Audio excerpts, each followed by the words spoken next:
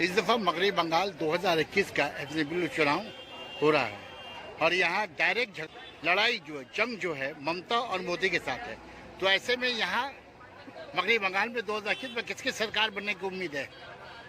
देखिए, सबसे बड़ी बात तो ये है कि मैं शुक्रगुजार और हैदर भाई और आपका खासतौर से शुक्रगुजार हूँ कि आपने मुझे मौका दिया ये बात कहने के लिए कि इस बार 2021 में जो मगरबी बंगाल में जो इलेक्शन होगा इसमें कौन जीतेगा। मैं आपको बहुत स्पष्ट साफ सुथरा एक बात कह देना चाहता हूँ कि पश्चिम बंगाल में अगर कोई जीतेगा तो वो ममता बनर्जी जीतेगी और दूसरा कोई नहीं। क्योंकि मोदी जो यहाँ पे जो वादा कर रहे हैं कि हम यहाँ नौजवानों को नौकरी देंगे, यहाँ पे जो है हम जंगल राज है ममता के हुक्म से उसको खत्म करेंगे, तो ऐसे में क्या कहेंगे आप? नहीं, वो किस बिहाफ पे कह रहे हैं कि जंगल राज है?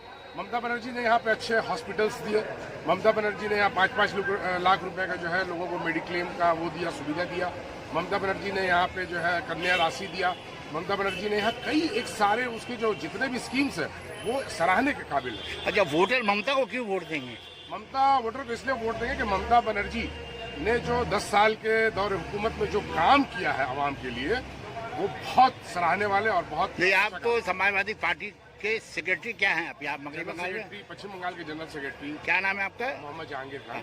आप यहाँ समाजवादी पार्टी करते हैं? जी हाँ, मैं समाजवादी पार्टी से बिलोंग करता हूँ। तो आप क्या ममता को सपोर्ट कर रहे हैं? नहीं, हम क्या, मेरे जो अखिलेश भाई हैं उन्होंने ममता बनर्जी को सपोर्ट करने का जो है वो ये दिया, आश्वासन दिया कि हमारे जितने भी समाजवादी। मोदी के बारे में क्या कहना चाहेंगे आप? देखिए, मोदी जो है वो एक तरीके से मैं आपको बता दूं कि वो जब आए थे अपने इस इंडिया में तो उन्होंने एक बात कहा था कि मैं आऊँगा तो तेल सस्ता कर दूंगा, आटा सस्ता कर दूंगा, डीजल सस्ता कर दूंगा और यहाँ इतने लाख लोगों को नौकरी मिलेगा और ये पैसा मिलेगा ना। आज तक वो 15 लाख रुपए है और पेट्रोल की कीमत जो कांग्रेस के समय में 50-60 रुपए थी वो आज 90 और 100 रुपए पे छू रही है। तो मैं किस बिहाफ पे मोदी पे विश्वास करूँ कि मोदी जी आएंगे तो अच्छे दिन आ जाएंगे? अच्छे दिन नहीं है, जो हमारे पुराने दिन है वही लौटाते ना हमारे मोदी जी।